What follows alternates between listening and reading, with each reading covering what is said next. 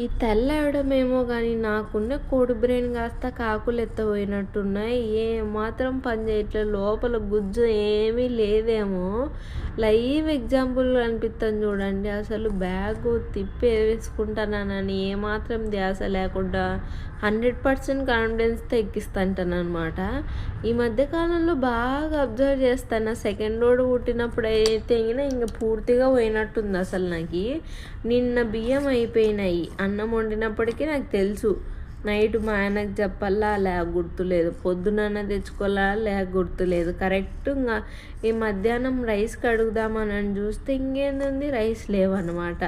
బయటికి వెళ్దామా అంటే ఇద్దరు నిద్రపోతున్నారు. వీళ్ళిద్దరిని వదిలిపెట్టి నేను బయటికి పోయి ఎప్పుడు తీసుకొస్తావు? ఇంకేం చేస్తావు? మన దరిద్రానికి యాప్లు ఇటు తగలున్నాయి కదా. ఇంకా దాంట్లో బుక్ చేస్తే బయట పావులాకి వచ్చేటి వాడు ₹2కి అమ్ముతాడు. ఇంకా తప్పదు కాబట్టి కొన్నానమాట. ఇంకా ఆ బాధ వర్ణనాతీతం. మా ఆయన తెలిస్తే ఇంకా ఏడ తిడతాడో అని అదొక భయము. ఇంక ఇప్పుడు ఇవన్నీ ఎట్లా మేనేజ్ చేయాలో నాకు అర్థం కావట్లేదు అనమాట.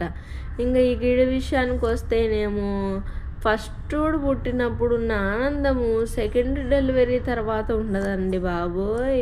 ఫస్టోడినేమో నేనేమో అల్లారు ముద్దుగా ఒక్క ఏటు కూడా కొట్టకుండా పెంచుకున్నాను అనమాట వీడి డెలివరీ అయినంత వరకు. డెలివరీ అయిపోయి ఇంటికి వచ్చిన తర్వాత నుంచి వానికి అక్షింతలు దన పడతానే ఉన్నాయి.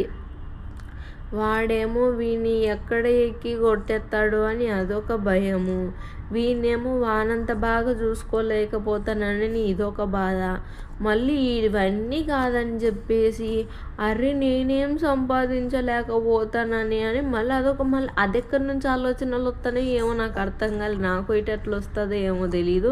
ఆ ప్రయత్నమే ఈ యూట్యూబ్లో వీడియోలు అనమాట. సరే మనం ఇంట్లో ఉండి ఇద్దరు పిల్లకాయలని చూసుకుంటా ఇంకా చేసేదేం లేదు బయటికి పోయి. సరే యూట్యూబ్లో వీడియోలు అన్న చేద్దామని మొదలెట్టానబ్బా. సూత్రం ఏమాత్రం పోతుందో మీరైతే కొంచెం నచ్చితే లైక్ చేసి సబ్స్క్రైబ్ చేసుకోండి. మా వాడు చెప్పులు ఎత్తుకొని వచ్చి నిలబడినాడనమాట. ఇంకా పోదాం రా అని చెప్పేసి వాకింగ్కి పోతాను మేమైతేను. మళ్ళీ కలుద్దాం ఓకేనా. బాయ్ బాయ్ అబ్బా.